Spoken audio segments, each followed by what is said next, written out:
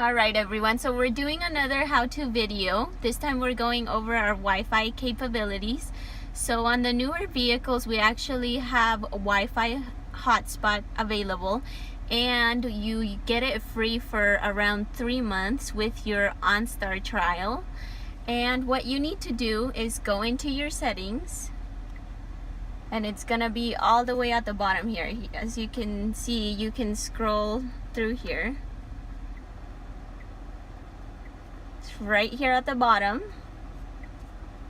You have to make sure that it's on. So to turn it on or off, you just have to click on it. It's turned off right now. Click on it again. It's on.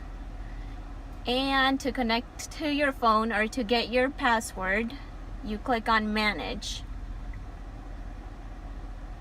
So it's gonna be this one right here with a little car.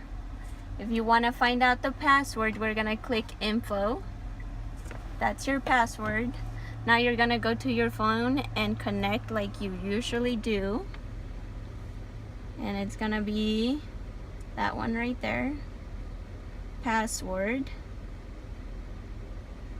and it is case sensitive, so